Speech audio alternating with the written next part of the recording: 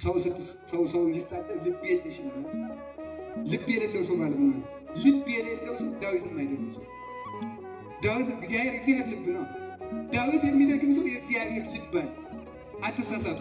ዳዊት ደግሞ አሁን ሰው ውጥንቅጡ የወጣ ነው። የሚሄድበት መከራውን አይተውስ ዳዊት ድገሙ በቃ እግዚአብሔር ልብ ነው። እግዚአብሔር ለማግኘት ሌላ ምንም ቀመር አይደለም የሚያስፈልገው፣ ወንጌልን መፈጸም ነው። እግዚአብሔር ወዶ ምን አደረገልን ቢባል ልቡን ሰጠን። ያ ልቡ ወንጌል ነው። ወንጌል ስንማር ወንጌል ስናነብ እግዚአብሔርን ልቡን እንዳገኘ ነው። የልብ መካሪ ነን፣ የልብ ወንድም ነን፣ የልብ ወዳጅ ነን እንለዋለን። ሰው እግዚአብሔር የልቡን ያልሸሸገልን አንድ ሰው እግዚአብሔርን ለማግኘት በዚያ ማዶ መሮጥ፣ በዚያ ታች መውረድ፣ ወደ ተራራ መውጣት፣ ወደ ታች መውጣት ይገኝ። ትልቁ ዋናው ነገር ምንድነው? እግዚአብሔርን የምናገኝበት ልቡን መያዝ።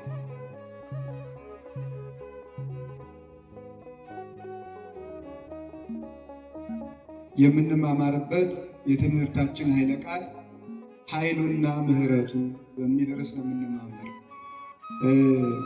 እስኪ በሉት ሁላችሁም እንደገና በሉ፣ ሶስት አድርጉት። በዚህ ርዕስ ነው የምንማማረው።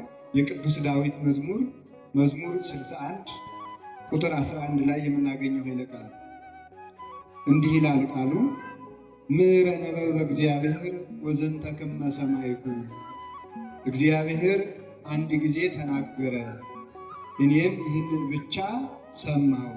ከመዘ እግዚአብሔር ሳይል ወዚያ እግዚኦ ኃይል። ምሕረት የእግዚአብሔር ነው፣ ኃይልም ያንተ ነው ብሎ ይናገራል። ስለ ቃሉ እግዚአብሔር ስሙ የተመሰገነ ይሁን። ሁለት ነገሮች ላይ መናገር ፈልጋለሁ። እንደ ልቤ የሚል ተናጋሪው አካላዊ ቃል ኢየሱስ ክርስቶስ ሲሆን ዳዊትን አፍ አድርጎ ሲናገር እንደ ልቤ ሲል እንደ አብ ፈቃድ፣ ለወልድ መወለድ የአብ ፈቃድ ስለሆነ እንደ አባቴ ፈቃድ እንደምወለድ ትንቢትን አምልቶ አስፍቶ የሚናገር የፈቃድ የነቢይ የሆነውን የእሴይን ልጅ አገኘሁት ማለት ነው። ለምሳሌ መዝሙር 44 ላይ ጎሳ ልቤ ቃለ ሰናይ፣ ልቤ መልካም ነገርን አወጣ የሚለውን አባቶቻችን ሲተረጉሙ ምን ተብሎ ይተረጎማል? ልቤ መልካም ነገርን አወጣ ሲል ተናጋሪው ወልድ ሲሆን ልቤ አብ መልካም ቃል እኔን ወልዶ ለዓለሙ ድነት ውረድ፣ ተወለድ፣ ተሰቀል ብሎ ፈቅዶ ወዶ እኔ እንድመጣ በእኔ ሞት ሰምሮ ዓለም እንዲድን ፈቀደ። ይሄ ነው ልቤ መልካም ነገርን አወጣ። ልቤ አብ ቃል እኔን ስግው እንደሆን ከቅድስት ድንግል ማርያም የሃይማኖታችን ሰሌዳ ከምትሆን ከቅድስት ድንግል ማርያም በሕቱም ድንግልና እንድቀረጽ ስጋን እንድለብስ የአባቴ ፈቃድ ሆነ። እስመ በፈቃዱ ወበስምረታው ወበመንፈስ ቅዱስ መጻ ወአዳነነ። በአባቱ ፈቃድ በመንፈስ ቅዱስ ፈቃድ ይሄ ነው። አባቴ ላከኝ እኔም መጣሁ። አቡየ ፈነወኒ ወአነ ተፈነውኩ። አባቴ ላከኝ እኔም መጣሁ። ላከኝ የሚለው ይቺ ፈቃዱን ነው፣ አንዲት ስምረቱን ነው። በዚህ ፈቃድ መጣሁ ለማለት ነው። ልቤ መልካም ነገርን አወጣ የሚለው ተናጋሪው ለወልድ ሲሰጥ ለአብ ሲሰጥ በመጽሐፍት ይትባል ለዚህ ሲሰጥ ይባላል። በዚህ ሲተረጎም ማለት ሲሰጥ ደግሞ ምን ነው? ልቤ መልካም ነገርን አወጣ ማለት ልብነቴ አብ ነው። እንደዚህ የሚለው ልብነቴ መልካም ቃል መልካም እግዚአብሔር የሚባል ያው ቃል ቃለ አብ ቃለ መንፈስ ቅዱስ የሚሆን ልጄን ቀድሞ ያለ እናት እንደወልደው አደረገኝ። ልብነቴ ፈቃዴ ስምረቴ ባህሬ ማስገደድ ሳይኖርበት እናት ሳታስፈልገው ኢትስሱ ለወጡ አበ በውስተ ሰማይ እንዳለ ጎርጎርዮስ በሰማይ አባት እናት አትፈል በውስተ ሰማይ በሰማይ እናት አትሹለት በምድር አባት አትፈልጉለት። ስለዚህ ልብነቴ ቃል ከልብ ሲገኝ ማስገደድ እንደሌለበት፣ መቀዳደም እንደሌለበት፣ የሚገፋ እንደሌለበት፣ የሚመክር እንደሌለበት፣ እንዲወለድ ጣልቃ የሚገባ ሌላ አካል እንደሌለበት ፈቃዴ ስምረቴ ባህሬ ህልውናዬ እኔ አብ ልጅ ቃል እንዲሆን አደረገን። መተዳደር የለበትም። አንተ አቡን አንተ ወልዱን አንተ መንፈስ ቅዱስ የሚያመቻችል መመቻቸት የለባቸው። ባህሪው እንዲሁ ነው የሚኖር ነው እንጂ መልካም ቃል እኔን እንደወልድ አደረገኝ ማለት ነው። ልብ ሲባል እግዚአብሔር ልብ የሚባል አብ ነው። አብ ልብ ነው፣ ወልድ ቃል ነው፣ መንፈስ ቅዱስ እስትንፋስ ነው። ሁለተኛ እንደ ልቤ የሆነውን ዳዊትን አገኙ ማለት የእግዚአብሔር ልቡ ወንጌል ነው። የእግዚአብሔር ልቡ እንዲህ ብሏቸው ነበረ ሐዋርያትን ጌታ ልቤም ደስታዬም በእናንተ እንዲኖር በፍቅሬ ኑሩ ብሏቸዋል። ልቤ በእናንተ እንዲኖር ማለት ነው። የክርስቶስ ልብ አውጥተን እዚህ ውስጥ አንቀብረው። ልቤ በእናንተ ቅዱስ ጳውሎስም እንዲህ አለ፣ እኛ የክርስቶስ ልብ አለን ብሎ ተነግሯል። ያ ልብ ምንድን ነው? ያ የክርስቶስ ልብ የተባለ ወንጌል የሰው ሐሳቡ፣ ፈቃዱ፣ ስምረቱ፣ ምክሩ የሚሻው የሚጠላው ነገር በወንጌል እንደሚጻፍ በልቡ እንደሚቀመጥ ክርስቶስ ፈቃዱን፣ ስምረቱን፣ የሚወደውን የሚጠላውን ነገር በወንጌል ጽፎልን። ስለዚህ ወንጌል የክርስቶስ ልብ ናት ማለት ነው። አንድ ሰው እግዚአብሔርን ለማግኘት በዚያ ማዶ መሮጥ፣ በዚያ ታች መውረድ፣ ወደ ተራራ መውጣት፣ ወደ ታች መውጣት የሚገኝ ትልቁ ዋናው ነገር ምንድነው? እግዚአብሔርን የምናገኝበት ልቡን መያዝ። አንድ ሰው ልቡን ከያዘ ነው በኋላ ጨርቁን በመያዝ ሰውን ወደድን ምን ሲሰጠው ልቡን ሲሰጠው እግዚአብሔር ወዶ ምን አደረገልን ቢባል ልቡን ሰጠን። ያ ልቡ ወንጌል ነው። ወንጌል ስንማር ወንጌል ስናነብ እግዚአብሔርን ልቡን እንዳገኘ ነው። የልብ መካሪ ነን፣ የልብ ወንድም ነን፣ የልብ ወዳጅ ነን እንለዋለን። ሰው እግዚአብሔር የልቡን ያልሸሸገልን ምክሩን የነገረን ሌላው ቀርቶ ቀዳማዊ ህልውናውን እንኳን ያልሸሸገልን ተወልጄላችኋለሁ፣ ተሰቅያለሁ፣ ሙቻለሁ፣ ተነስቻለሁ ይህን ካወቃችሁ ይበቃችኋል ሳይል እግዚአብሔርሰ ንጉሥ ውእቱ እምቅድመ ዓለም እግዚአብሔር ከዓለም በፊት ንጉሥ ነው ብሎ ቅድመ ዓለም ያለውን ህልውናውን እንኳን እንዲያዩ ያልከለከለ ፍጹም ቸር እርሱን እንድናይ የፈቀደ ማለት። ሰው እኮ በልቶም የማይረካው፣ ጠጥቶም የማይረካው፣ ተሹሞም የማይረካው፣ ነግዶም የማይረካው፣ አስተምሮም የማይረካው፣ ተምሮም የማይረካው፣ ተውቦም የማይረካው፣ ኃይል አግኝቶም የማይረካው፣ ተሸልሞም የማይረካው፣ ተመስግኖም የማይረካው ነው።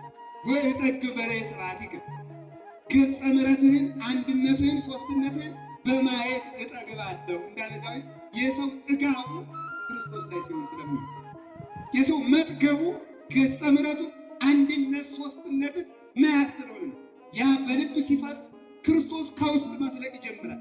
ያን ጊዜ ይብሳት አእምሯችን ይቀላል። ይህ የአእምሮ ድርቅ፣ የምግባር ድርቅ፣ የጸሎት ድርቅ፣ የአኗኗር ድርቁ ማየ ሕይወት ክርስቶስ ከልብ መፍለቅ ሲጀምር ያን ጊዜ ሾሆቻችን ሁሉ ይነቀሉ፣ ይደርቁና ልምላሜን እናወጣለን። አበባ ይገኝብናል፣ ፍሬ ይወጣል። ያን ጊዜ ሁሉም ይጠግብ ዘንድ ወደኛ መጠጋት ይጀምራል። እንደዚህ ነው ሃይማኖት ማለት። እንደ ልብ የሆነውን ዳዊትን የሴት ዳዊትን አገኘ።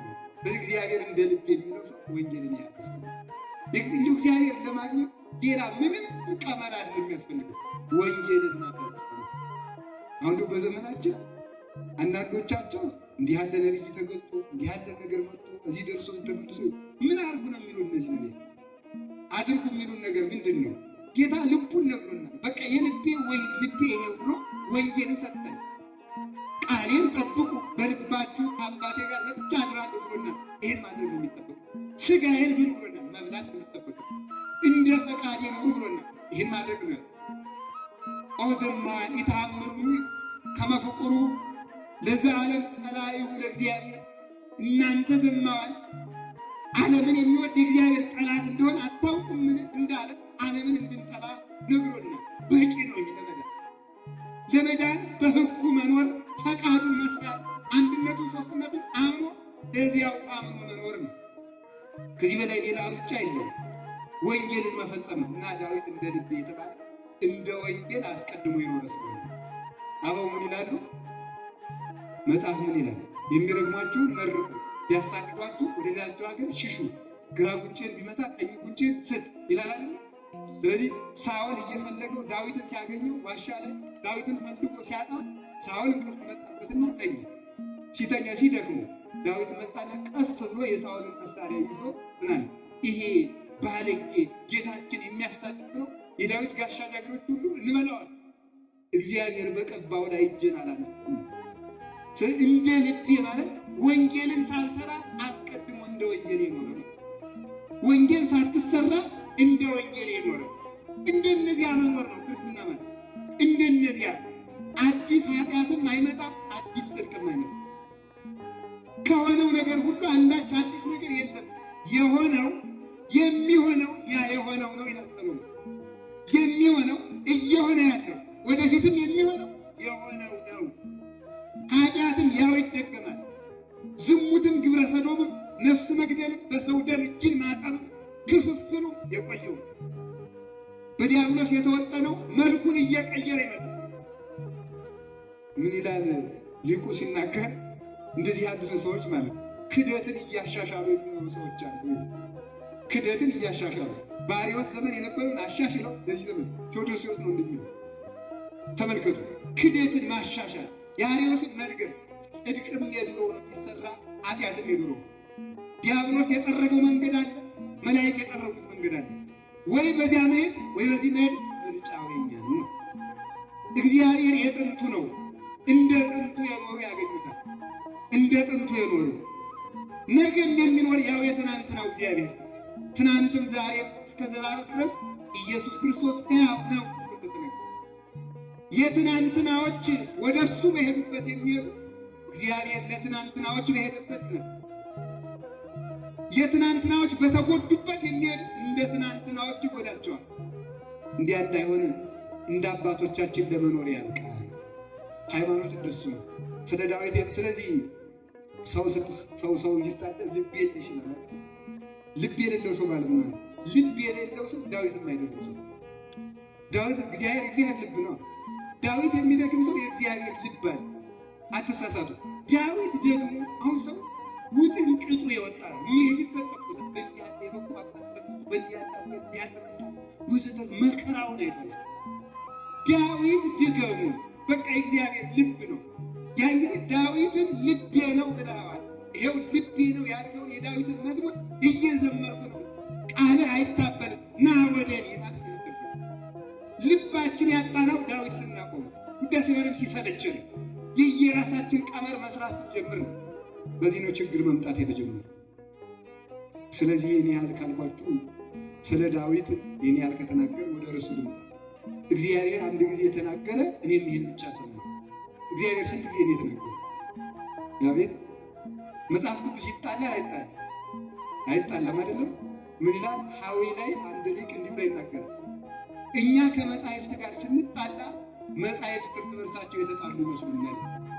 መጻሕፍቱ አይጣሉ፣ የተጣላ ነው ማለት እኛ ከመጻሕፍት ጋር በመጣላታችን እነሱ ጦርነት የገጠሙ ይመስሉናል። ስለዚህ ሰው መጻሕፍት ታርቀው እንዲታዩ ተመልከቱ። አሁን አንድ ሰው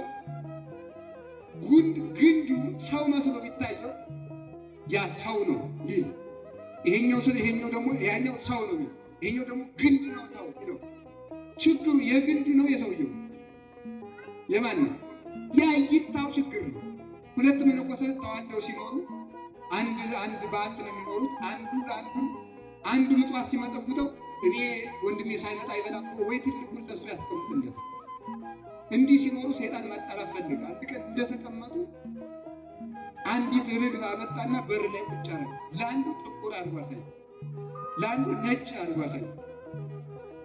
አዩዋት አባያች ነጭ ርግብ አለ። ጥቁር ናት እኮ ዕውር አረብ። እኔ እንግዲህ ዕውር ነኝ፣ ነጭ ናት እንጂ። በዚህ ውጥንቅጡ የወጣ ጠብ ተፈጠረ። ወፊቱ ግን ስንት ነው? የአይን ችግር ነው። ይሄ ያታያይ ችግር ነው። የአይን መንሸዋረር ነው። በዚህ ምክንያት ምን አደረገ? በዚህ ምክንያት ተፋጭተው ሊለያዩ ሲሆን ቅዱስ ሚካኤል አንድ ወፍ ናት እባካችሁ ረፉ ብሎ አስጠነቀቃቸው። አንዱ ነገር በማየታችን ችግር ይዞን ይወድቃል። እንዲያው ከመጽሐፈ ፈላስፋ አንድ ፈላስፋ እንዲሁ ሴት መጣ እንዲሁ መልከ ጥፉን ሀሳ አለችው ይላል። አይ በዛገው መነጽርሽ አይተሽ ነው አለ። ምንድነው? ጥበቤ አይታይሽም፣ ማጠሬ መቅጠኔ እንዲህ ማለት የሚታይ ጥበቤን አላየሽም ማለት ነው። በሱ እንግዲህ ፍልስፍናም ደግሞ በዚህ ዓለም በዚያው ዘመን ፍልስፍና ራሱ ጥበብን መውደድ አይደለም ትርጉሙ ራሱ የጥበብ ፍቅረኞች የጥበብ ነዋሪዎች ብለው ስለሚያስቡ እንዲያውሉ መለሰ የተንሸዋረረ አተያይ አለ። በውጭ ሁለት አይን እንዳለ የተቆለል የተጎለጡ አይኖች እንዳሉ በውስጥ የማይታዩ ሁለት አይኖች አሉ። ያን ጊዜ እነዚያ ሲጠሩ እግዚአብሔር ማየት ይቻላል። ያ ግን በመብል በመክበድ በስንፍና በሀኬት ሲጋረድ እግዚአብሔር እንደ እግዚአብሔርነቱ አልታየንም። ግዘፈ ልብ የሚባለው ነገር ይመጣል። የልብ መደንደን ኃጢአት ይጣል። ማር ይመራል፣ ወተት ይጠቁራል። የልብ ጽድቅና ኃጢአት እኩል ለውድድር በአንድ መድረክ ይቀርቡልን። ለመምረጥ እስክንቸገር ድረስ መልካቸው እኩል ሆኖ ይታየን። በርባንና ክርስቶስ አንድ ላይ ይመጣል። የምንመርጠውን ነገር ይህምን የልብ ጥራት ችግር የልብ ጥራት ችግር። ልብ ሲጠራ ግን ሁሉም ፍንትው ብሎ ይታያል። ከልብ መደንደን የተነሳ ሃይማኖትን መቃወም ይመጣል። በመብል በረፍት የተቀማጠለ ሰው ሁልጊዜ የሥርዓትና የሃይማኖት ነቃፍ ነው ይቀር። ሃይማኖትን የሚነቅፍ ሰው ይሁድማ ምን ጊዜ የትም ሄዳችሁ መቼም ሄዳችሁ ይሁን የሃይማኖትና የሥርዓት ነቃፍ የሚሆን ሰው እረፍት ፈላጊ ሰው፣ ሰነፍ ሰው፣ የሥጋ ጠበቃ የሆነ ሰው ያንን ጊዜ መቃወም ነው። ሰው ፍላጎት ይነካብኛል ያለውን ነገር ሁሉ ከማውደም አይቆጠም። እንዲህ ያለው ሰው ለምን ነገር አይደለም እና መጻሕፍት አይጣሉ። ስለዚህ እኛ ከመጻሕፍት ጋር እንታረቅ። ምን ጊዜም የተጣላ መጽሐፍ ስታዩ አይ የኔ አይነ ነው ወጣ ብላችሁ መተው እስኪ ጠራላችሁ ድረስ መጠበቅ እንጂ ነው መቸኮል። ራሳችን ትንታኔ እየሰጣን ተተንትነን እንቀራለን። እኛ ራሳችን እንዲያ እንዳይሆን እዚያው ላይ ቆሞ መቆየት። ወደዚህ ካልኳችሁ ታዲያ እግዚአብሔር ከሙሴ ጋር 570 ጊዜ ቢያንስ ተናግሯል። ከአብርሃም ጋር ብዙ ጊዜ፣ ከኢሳይያስ ጋር፣ ከዳንኤል፣ ከሕዝቅኤል፣ ከነቢያት ጋር እንዲያውም እግዚአብሔር ለወዳጆቹ ነቢያት ሳይናገር ምንም የሚሰራው ስራ የለም ይላል። እንደዚህ ከሆነ እግዚአብሔር አንድ ጊዜ ተናገረ ማለት ነው። እንዴ እኔ የሰማው አንድ ጊዜ እንደተናገረ ነው አለ ቅዱስ ዳዊት። ግን እግዚአብሔር ብዙ ጊዜ ተናገረ። አብ ልብነቱ፣ ወልድ ቃልነቱ፣ መንፈስ ቅዱስ እስትንፋስነቱ በአንድ ህላዌ መኖራቸው የራሱ ንግግር ነው። ያ ተመልከቱ ለእኛ የተገለጠበት ነው እንጂ እግዚአብሔር ያልተናገረበት መቼም የለም። መቼም የሚባለው ነገር ሳይኖር ራሱ እግዚአብሔር ይናገራል። ቃልነቱ ቃል ሳይሆን የኖረበት ዘመን ስለሌለ ልብ ቃል እስትንፋስ እስካለ ድረስ ንግግር አለ። አብ ልብ የሆነው ዘላለም ነው፣ ገደብ የለውም። ልብ ያልሆነበት ጊዜ የለም። ወልድ ቃል ያልሆነበት ጊዜ የለም። መንፈስ ቅዱስ እስትንፋስ ያልሆነበት ጊዜ የለም። መቼም ሕይወት አለ፣ መቼም ቃል አለ፣ መቼም ምክር አለ፣ መቼም ንግግር አለ። እግዚአብሔር አምና ተናግሮ ዘንድሮ የሚያሻሽለው፣ አምና ያልተናገረው ዘንድሮ የሚያቅደው፣ ከርሞ የሚከልሰው የለው። ያው እቅዱ፣ ያው ምክሩ፣ ያው በሕያው ባህሪ ጸንቶ የሚኖር ስምረቱ ወይም ፈቃዱ ለፍጥረት በየዘመናቱ ሲገለጥ ይኖራል። ታዲያ ምን ማለት ነው? አንድ ቃል እግዚአብሔር አንድ የተናገረ ዓለምን ሲፈጥር ብርሃን ይሁን ብሎ ተናገረ። ጨለማው እንደከበበ ያ ጨለማ እንደከበበ እንደውም እግዚአብሔር አባቶቻችን እነ ቅዱስ ሳዊሮስ ዘስሙናይ ሲተረጉሙ ይላሉ ምድር ራሷ ስትፈጠር በላይ ላይ ውሃው ሰፎ ጨለማ ምድር ሞልቶ አሳለ ያ ጨለማ ኃጢአት ነው ብለው ይናገሩና በጨለማው ላይ በውሃው ላይ የእግዚአብሔር መንፈስ ሰፎ ነበር ማለት ነው። በጣም ብዙ ትርጉም አለው። ይላሉ ምንም እንኳን ዓለም በኃጢአት በታሰረበት ዘመን ምሕረት እግዚአብሔር ግን አልተከለከለችም ነበር ይላል። አንዳንድ ልባቸው ለጠራ እንደ ፈቃዱ ለሚሄድ ቅድም እንደተማረ እንደ አብርሃም እንደ ሄኖክ እንደ ሌሎችም ላሉ ብልጭ ያደርግላቸው ነበረ። ምሕረቱን ተመልከቱ። እመንገለ ጻድቃን በጻድቃን በኩል ሕዝቡን አልተወም። የምሕረት እጁን አላነሳም፣ አልከለከለም። ኃጢአት ስላዛገችን ሲል ወይም አቅመቢስነት የምትባለው ነገር ልጅነታችን አቅም ስላሳጣቻት ዝገን ወደ መንግሥተ ሰማያት ወደ ገነት መክነፍ አቃተን እንጂ ንጽሕና ክንፍ ነው። ክንፉ የተሰበረ ሰው የትም መብረር አይችልም። ንጽሕና ሲሰበር ሁሉም ነገር ያስጠላል። ንጽሕና መርከብ ነው ይላሉ አባቶቻችን። ንጽሕና መርከብ ነው። መርከቡ ከተሰበረ ተሳፋሪ ሁሉ ከሰረ ማለት ነው፣ አብሮ ሰጠመ።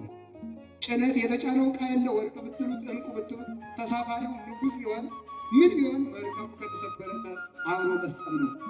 ሰው ንጽህናውን በዝሙት ሲገፈፍ ጸሎትም ያስጠላዋል። ሁሉ ደግ ስራዎች አብረው ይሰጥማል። እኔ እንዲሁኝ ብጸልይ ሊሰማኝ ያስሯል። እዚያው መጀመሪያ ሐመረ ንጽህናው ይሰብርና ሁሉም ነገር እንዲቆሰቁር ያደርጋል። የኔ ጸሎት፣ የኔ ስግደት፣ የኔ ጾም፣ የኔ ምጽዋት፣ የኔ አስራት በኩራት፣ የኔ ቤተክርስቲያን መሄድ፣ የኔ ማስቀደስ፣ የኔ ጽዋ ማህበር፣ የኔ ሰበካ ጉባኤ፣ የኔ አንድነት። ለዚህ መድኃኒቱ ንጽህናን መጠበቅ ነው። ንጽህናን ካቃተ ውድቀትን ከመጣ ደግሞ ፈጥኖ ንስሐን ተመርኩዞ መነሳት መድኃኒቱ ይሄ ነው። ስለዚህ እግዚአብሔር ምሕረትን መቼም አልከለከለም። ብርሃን ይሆናል በጨለማው አካላዊ ቃል እኔ ልገለጥ ኃጢአት ይገፈፍ። በተመልከቱ በአዳም ወገብ ውስጥ በሰው ሁሉ ልቡና ውስጥ በነቢያት ልቡና በንጽህና ታበራ የነበረች ቅድስት ድንግል ማርያም እርሷ ትገለጥና ብርሃን እኔም ከእርሷ ልወለድ፣ ኃጢአትም ይድረቅ አፈፍ ይበል ብሎ ይህንን ትንቢት እግዚአብሔር ራሱ ተናግሯል። የዚያን ጊዜም ተናግሯል፣ ለአዳምም ተናግሯል፣ ይሁሉ ተናግሯል፣ ሁልጊዜም ተናግሯል። ዛሬም ይነገራል። እግዚአብሔር በፍጥረትም ይነገራል፣ በሰማይ ይነገራል፣ በምድር ይናገራል፣ በእጽዋት ይናገራል፣ በጽንስ ይናገራል። እግዚአብሔር በሰው ልጅ አካላት ይናገራል፣ በነፋሱ ይናገራል። እንደዚህ ከሆነ እግዚአብሔር አንድ ጊዜ የተናገረ ማለት ምን ማለት ነው ስትሉ ቅድመ ዓለም ሲፈጠርም በዘመነ ነቢያትም በዘመነ ሐዋርያትም በዘመነ ሊቃውንትም በዘመነ ሰማዕታት በዘመነ ጻድቃንም አሁንም በእኛ ዘመን እስከ ዘላለም ድረስ መጨረሻም ዓለም እስከሚያልፍ በሚነሱ ሊቃውንት እነሱም ካለፉ በኋላ በመንግስተ ሰማያት እኛን የሚናገርበት የእግዚአብሔር ቃል ስንት ቃል ነው ንገሩ? አንድ ሕያው ቃል ክርስቶስ ነው። አንድ ቃል፣ አንድ ልብ፣ አንድ ቃል፣ አንድ እስትንፋስ። ሰዎች የሚረሱት ነገር በነገር እግዚአብሔር አስተምሮ በምስጢረ ሥላሴ ትምህርት በነገር ድነትም ትምህርት የሚረሱት ይሄንን እግዚአብሔር አንድ ጊዜ ተናገረ። አሁን በደንብ አስተውሉ። እግዚአብሔር አንድ ጊዜ ተናገረ። መቼም ለእግዚአብሔር ልቡ አንድ ነው፣ አብ ቃሉም አንድ ነው፣ ወልድ። በዚህ ትናንትም የሰራው አብርሃምን ያናገረው ቃል ያ ቃል ክርስቶስ ነው ማለት ነው። ምክንያቱም እግዚአብሔር የሚናገርበት አንድ ቃል ነው። ሙሴን የመራው ቃል ኢየሱስ ክርስቶስ ነው። ለይኩን ብርሃን ይሁን ያለው ቃል ያ ክርስቶስ ነው። በቃልነቱ ቀድሞ አዳምን ተመልከቱ፣ ከዕፀ በለስ እንዳትበላ ያለው ያ ቃል ክርስቶስ ነው። በተለየ አካሉ ሰው የሆነ እርሱ የሆነ እንጂ በልብነት ግን አብ ከማን ጋር አለ? ተናገሩ። ከወልድ ጋር አለ ማለት ነው። በመስቀል አብ አይቸነከርም፣ አብ አይሰቀልም። ለምን? ሰው አልሆነም። የተሰቀለው ወልድ ነው። ወልድ ግን የሚናገረው ቃል በማን ልብነት የተመከረ? በአብ ልብነት የተመከረ ነው። በደንብ አስተውሉ። ስለዚህ ክርስቶስ መስቀል ላይ የሚናገራቸው ቃላት ከአብ ልብነት የመጡ በወልድ ቃልነት የሚነገሩ፣ ወልድ በአባቱ ልብነት የመከረው የሚቀርብም ወደ አብ ልብነት ወደ ወልድ ቃልነት የሚሆን ነው ማለት ነው። ይሄ ማለት ለዚህ ነው ቅዱስ ጳውሎስ ምን አለ? እግዚአብሔር በክርስቶስ ሆኖ ዓለሙን ከራሱ ጋር ምን ይል ነበር ይላል? ተናገሩ እንጂ ያስታርቅ ነበር ይላል። በክርስቶስ ሆኖ ማለት ነው። ከክርስቶስ ጋር ተሰቅሎ ሊሆን አይችልም። ከክርስቶስ ጋር በቃል በልብነት አብሮ አለ ይላል። ሰው የማይገባው ይሄ ነው። ኢየሱስ ክርስቶስ አማላጅ ነው፣ ዓርብ አማልዷል፣ ወዘተርፈ ብሏል የሚል ሰው የማይገባው ይሄ ነው። ሊገባው የማይችለው ይሄ ነው። ሊገባው ይችላል ንጽህና ቢኖር አባቶችን ቢጠይቅ፣ ንጽህና እንኳን ባይኖር ትሕትና ቢኖር። በእውነት የትዕቢት መጀመሪያው እግዚአብሔርን አውቃለሁ ማለት እግዚአብሔርን አውቃለሁ የሚል ሰው ሌላ እውቀት ከየት አምጥቶ ነው? ገና አውቄ ጨርሻለሁ ያለ ሰው ለጸዋ ለሞላ ጽዋ ምን ይጨመርለታል? ብንጨምርለት ማፍሰስ ነው። በቅቻለሁ አውቃለሁ ተገልጦልኛል ያለ ሰው ምን ይጨመርለታል? ችግሩ ይሄ በደንብ አስተውሉ። አይሁድን ምን ይላቸው ነበር? የላከኝ ከኔ ጋር ነው፣ እኔ አሁን ብቻዬን አይደለሁም። ሲታይ ግን ስንት አካል ነው? አንድ አካል ነው፣ አንድ ባህሪ ነው። ብቻዬን አብ በልብነት እኔ ጋር አለ፣ እኔም በቃልነት በሰማያት ከአባቴ ጋር አለሁ እያለ ይህን ነው ማለት። ወልድን ልመና አቅራቢ፣ አብን ልመና ተቀባይ ማድረግ መተው ይገባል። ለምን? የሚቀርበው ልመና ከአብ ልብነት የመጣ የተመከረ ሥጋ ስለለበሰ ወልድ መስዋዕት ሆኖ የሚቀርበው ግን ወደ ራሱ ወደ ወልድ የሚሆን ወልድ በቃልነቱ በሰማያት ከአባቱ ጋር ስላለ ማለት ነው። ከቃሉ ጋር ናቸው። እግዚአብሔር ከሁላችን ጋር ይሁን።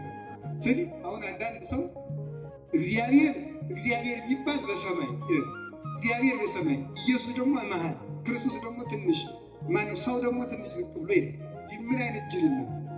እንዲህ ያለ ጅልነት የለም። መስቀል ላይ ስታየው አብ በልብነት አብሮት እንዳለ መንፈስ ቅዱስ ትንፋስነት እንዳለ ማወቅ ይጠበቅብሃል። መስቀል ላይ እንደምታየው ተመልከቱ። እንዲህ ይላል ሱራፌል ኢይሬእይዎ፣ ሱራፌል አይመለከቱትም አያዩትም። ጲላጦስ ይስአሎ፣ ጲላጦስ አቁሞ እንደ ወንጀለኛ ይጠይቀዋል። ወገብር ይዘብጦ፣ የሊቀ ካህናቱ አገልጋይ በጥፊ ይመታዋል። ወፍጡራን ይርዕዱ እምኔሁ፣ ፍጡራን ግን በፊቱ እንደ ቅጠል ይረግፉለት ነበር። አይረግም ወዲህ በዕፀ መስቀል፣ በመስቀል ላይ አወጡት። ወይ አረቀ መንበረ ስብሐቲሁ እምኔሁ፣ ከእርሱ ግን የክብሩ መንበር የጌትነቱ መንበር አራቀም ነበር። ተመልከቱ። እንዘ ሀሎ በመዝራዕተ እሙ ለሊሁ ይስዓንድ በኪሩቤል ወይሰርር በክነፈ ነፋስ፣ በእናቱ እቅፍ ላይ እያለ በነፋስ ክንፍ ይመሰገን ነበር፣ ይበር ነበር። በነፋስ ክንፍ ማለት ነፋስ እንኳን ክንፍ ተጨምሮለት እንዲያውም ፈጣን ነው ይላሉ አባቶቻችን። ማለት ባለመመርመሩ ጸንቶ ነበር ማለት። አባቶቻችን እንደውም ይላሉ ጠርጥር በገንፎ ውስጥ አለ ስንጥር ይላል። እንደዚሁ ዋጥ ያደረጉት ጉሮሮ ላይ ውጦ ይጎዳል ማለት። አስተውሎ መብላት ይገባል። ስለዚህ ማለት እንደ ስስታምነቱ ሰይጣን አያስተውሉ፣ መናፍቅና ሰይጣን አያስተውሉ። ችኩል ሕዝብም እንደዚህ ያለ ጠባይ ያለበት ማስተዋል መረጋጋት ለመናፍቃን ይረዳባቸው። ህዳት የላቸው። ትዕግስት የሚባል ነገር አርምሞ መረጋጋት፣ ጸጥታ፣ ሰላም የሚባል ነገር የአጋንንት ልጆች የላቸው። ከቃሉ ጋር ናቸው። ያስተውሉ። ከዚያ ተመልከቱ።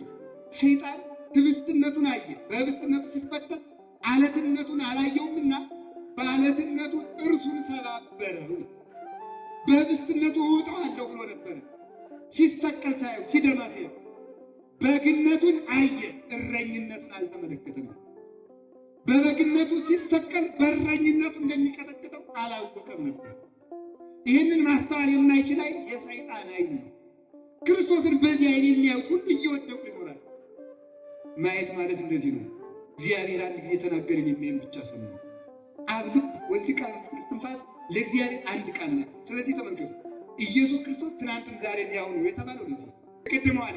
በሰባት ደመና የመራቸው ከእስራኤል ያወጣቸው ግብፅን በሲኦል መስሎ፣ ፈርዖንን በሳጥናኤል ሰራዊቱን በአጋንንት መስሎ፣ ባሕርን በሲኦል መስሎ፣ የሙሴን በትር በመስቀል መስሎ ያወጣቸው ህብስቱን በራሱ መስሎ፣ ስንቅ አቀባዩን ሚካኤልን በካህናት መስሎ፣ ሰባቱን ደመና ከሰባቱ በሰባት ደመና መምራቱ ከሰባቱ ባሕርያት ተፈጥራ መርታ መንግሥተ ሰማያት በምታገባ በእናቱ እውሩን ዓለም መርቶ መንግሥተ ሰማያት እንደሚያገባ የተናገረው ያው ቀዳማዊ ቃል ኢየሱስ ክርስቶስ ያው የትናንት ነው። ሰማያትን ያጸናው ምድርን ያለ መሰረት ያቆማት። ወበቃለ እግዚአብሔር ጸና ሰማያት፣ በእግዚአብሔር ቃል ሰማያት ጸኑ። ሰማያትን ያጸናው ያ ቃል በመስቀል ላይ ደግሞ ታየ።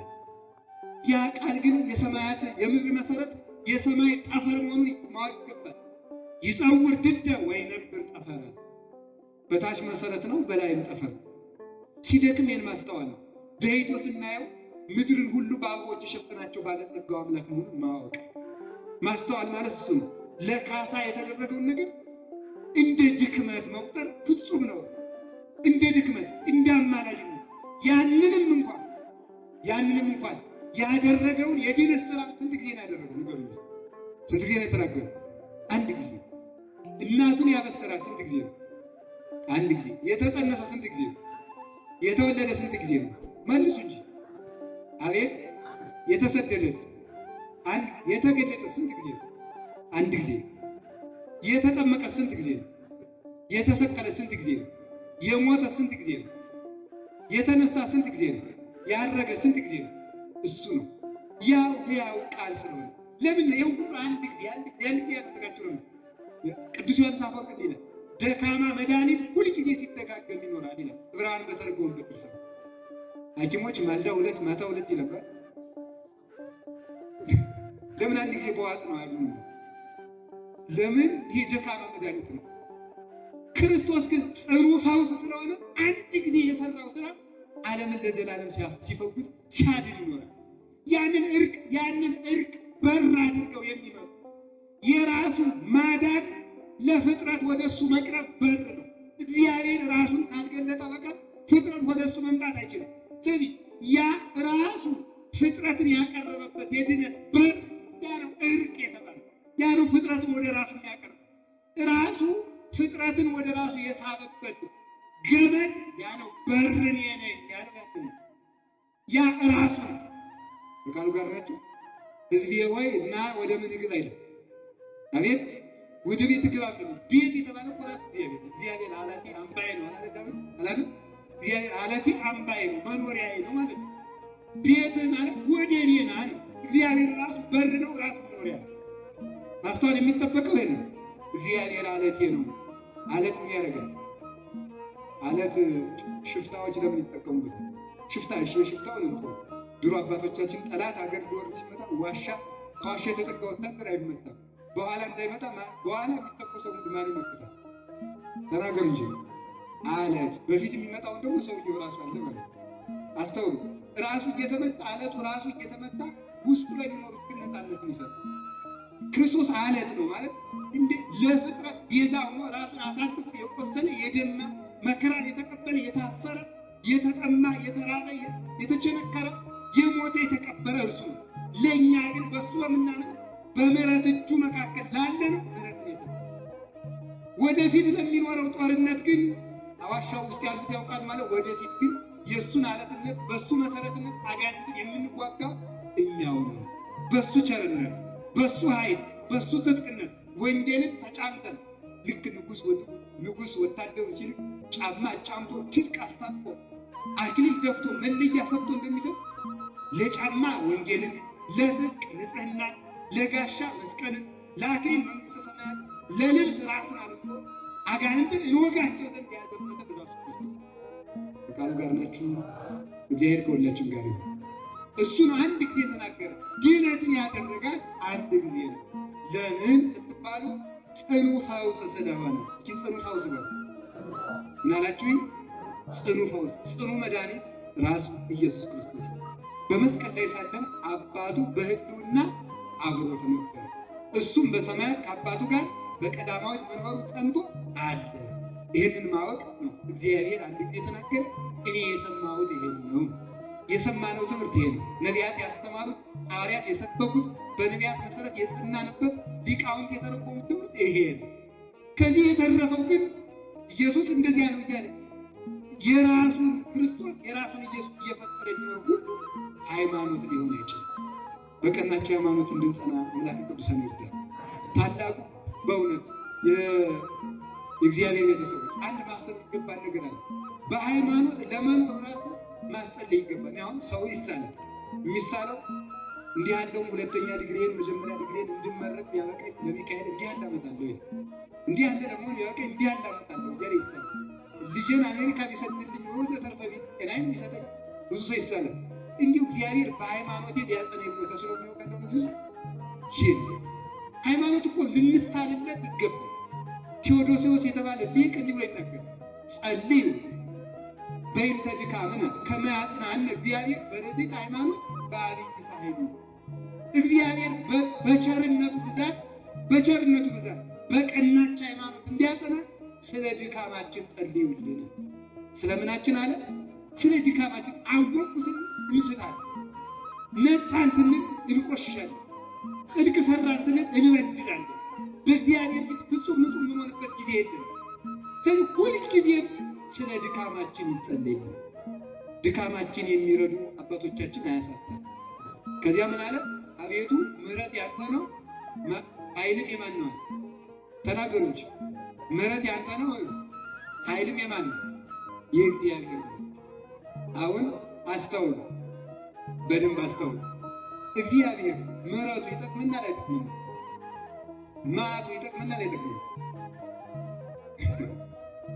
የእግዚአብሔር መዓት ይጠቅማል አይጠቅምም? እስኪ እንቅጩን ተናገሩ።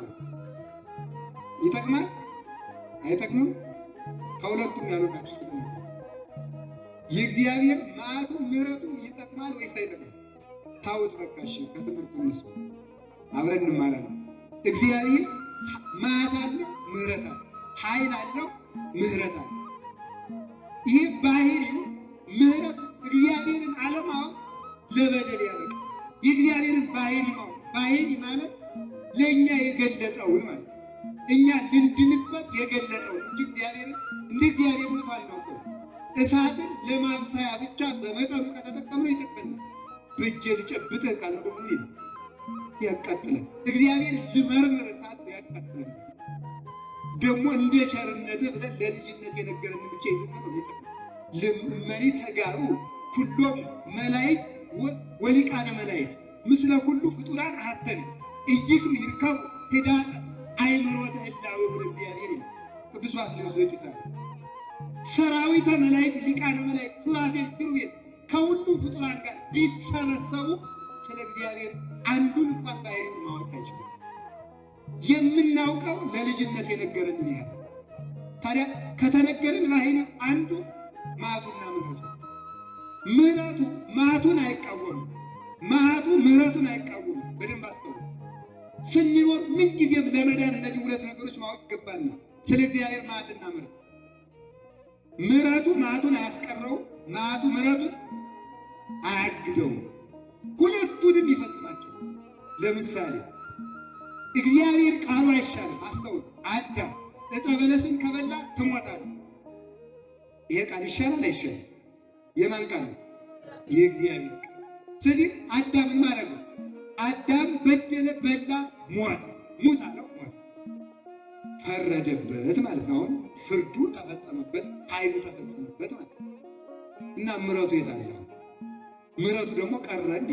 ምሕረቱ ደግሞ ሊቀር አይቀርም። እንደዚያ ማለቱ ራሱ ደግሞ ምሕረቱ ነው። ትልቁ ማወቅ የሚገባው በአዳም ላይ መፍረዱ ራሱ ምሕረት ነው። እንዴት የሚፈርድበት ለምን? አሁን አዳም ዕፀ በለስን እንደበላ ቢጥሩ ምን ይሆን? ይኸውላችሁ ጸጋ ማለት ነው። አብሮን ሲኖር አልጥመን ሲያለ ማጣት አለብን። አልጥመን ሲኖር እግዚአብሔር አይኑ አልገባን ያለው ጸጋችን ያነሳና ሰው ላይ ያስገኛል። ሰው ላይ ሳናየው እንዴት ይጣፍጣል? ምን ነገር የምቦም እንላለን። ሲገባ መልሶ ይሰጣል። ስለዚህ የአዳምን የጸጋውን መጠን ለማሳወቅ አዳምን ፈረደ። ይህ ራሱ ምሕረቱ ምን ያህል ጸጋ እንደነበረ ተመልከት።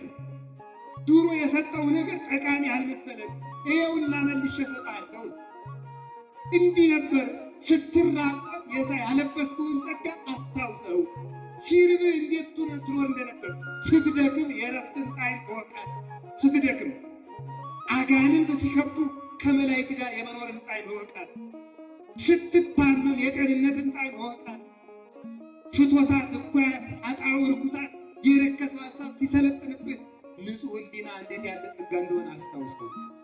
ለማወቅ የጸጋን መጠን ለማወቅ እግዚአብሔር መዓቱን በፍጥረት ለየለት የጸጋ መጠን እንዲታወቅ።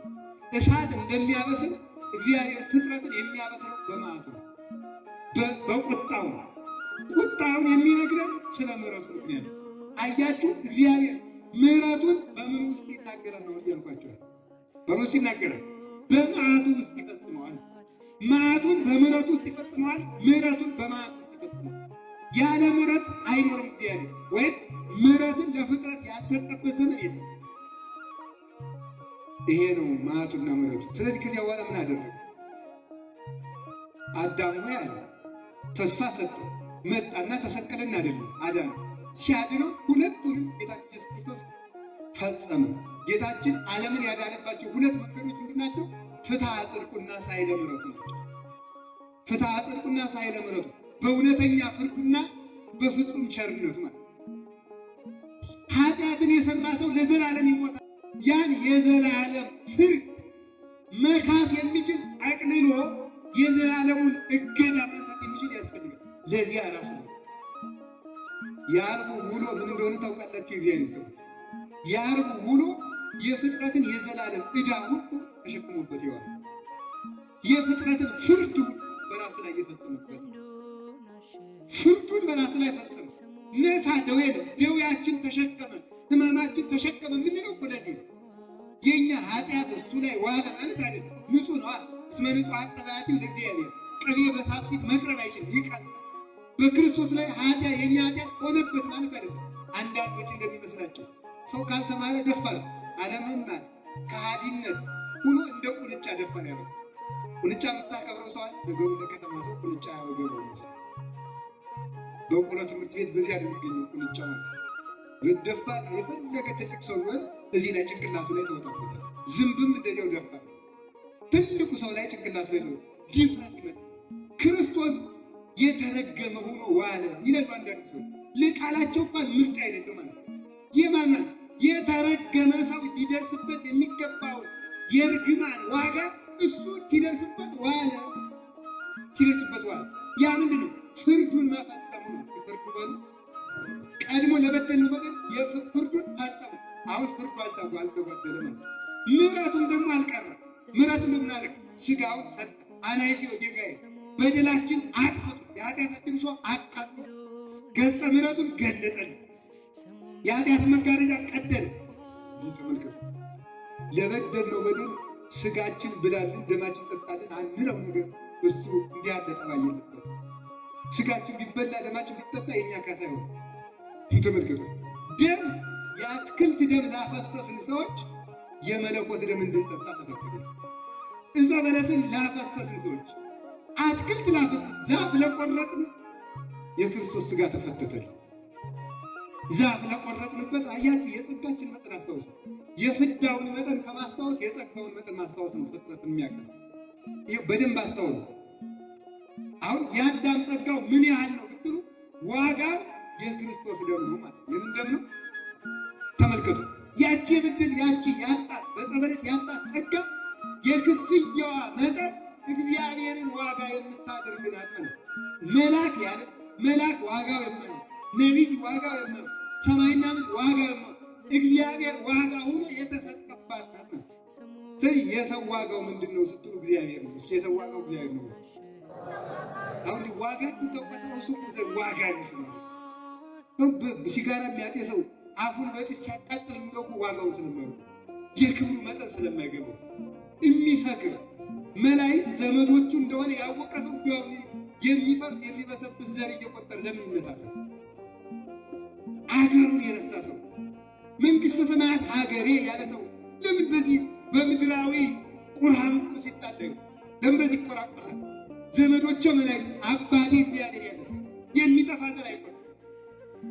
ሰው ዋጋውን ረሳ። ለራሳቸው ይሄ እንደውም ምን እላለሁ ሰው ራስ ወዳዱ ነው አልሲ አይ ሰው ራሱን አይወድም ይላል።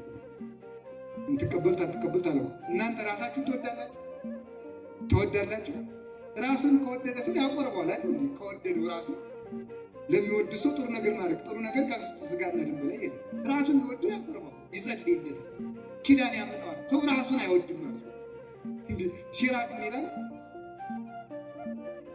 ዘላይለ ነፍሱ ዘአበሰ ለመኑ ሄረ ይከው ይላል። ለራሱ የነፈገ ሰው ለማንቸር ይሆናል። ለራሱ የነፈገ ሰው ለማንቸር ይሆን ይችላል።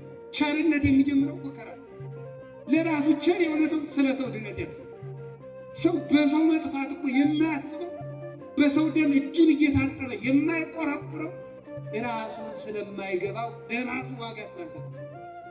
የኔ ዋጋ የእግዚአብሔር ደም ነው ብሎ ስለማያስብ ሰው የኔ ያህል ክብር ቢያውቅ ኤሌክትሪክ ጨብጦ አይሞት። ሰው ታንቆ መርዝ ይጠጣል። እኔ እኮ በግ አልታረደልኝም የተፈተተልኝ የአምላክ ስጋ ነው ቢል በዚህ የተገዛው ነው ቢል የሆነ ነገር በማጣት የሆነ ስራት በመምጣት የሆነ ዕዳ በመምጣት ሰው ራሱን አላወቀም። ራሳችን እንድናውቅ እግዚአብሔር ይርዳል። ሰው እንደው ክቡር ነው ጎበዝ። ራሳችን በደንብ ይውጥ። ሰው እኮ በጣም ደስ የሚል ነው። ሲያው ሌሊት ከጅብ እና ከሰው ማንም ያስ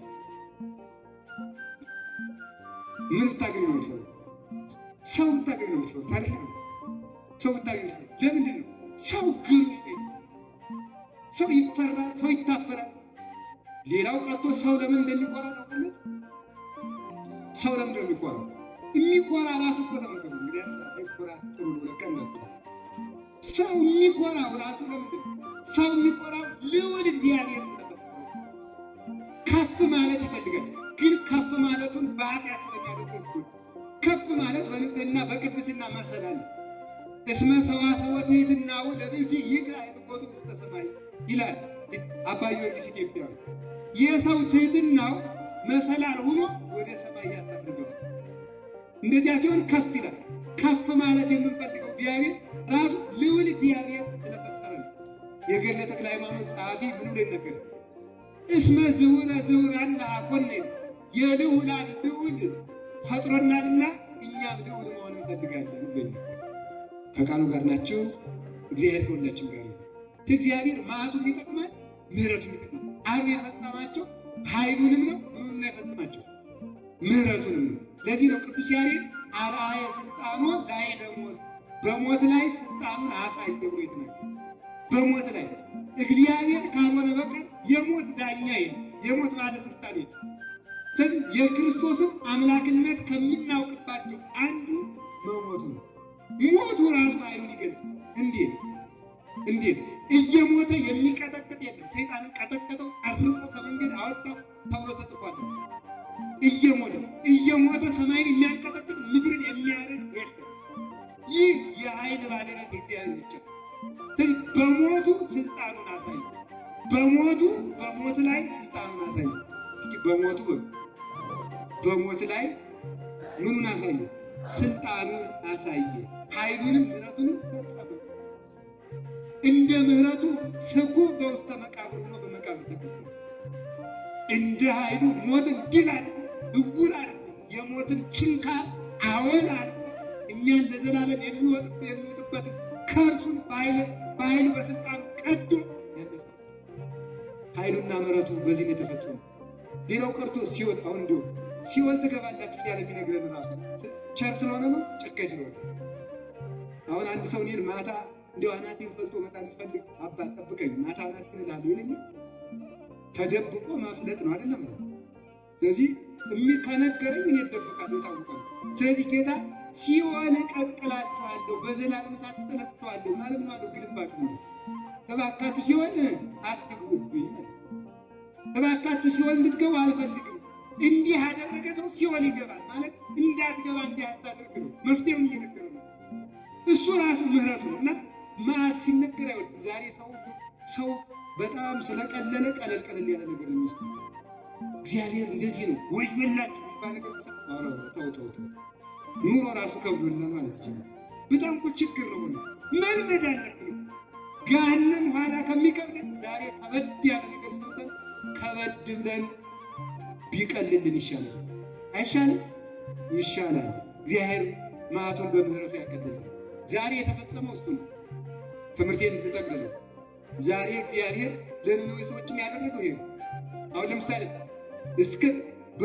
ታሪኩን አልተርከው በሰሉስ ዕለት ተመልከቱ። እስከ ሰሉስ ዕለት ስትገፈታ ነነዌ 40 ሀገር እስከ 3 ቀን ድረስ ነነዌ ምን ትላለች? ተናገሩ እንጂ ትጠፋለች። አሁን እዚህ ላይ እንዴት እንደሚናገር እግዚአብሔር በደንብ አስታውሱ።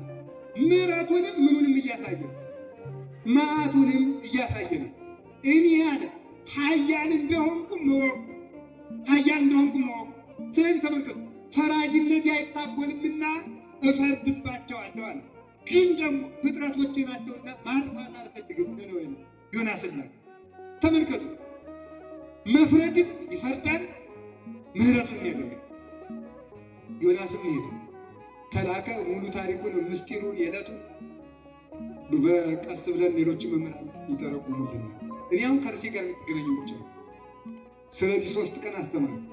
3 ቀን ካስተማረ በኋላ ሁሉ ከተሰበኩ በኋላ ከተሰበኩ በኋላ 3 ቀን ጾሙ ነው። 3 ቀን ሲጾሙ እግዚአብሔር ምን አደረገ?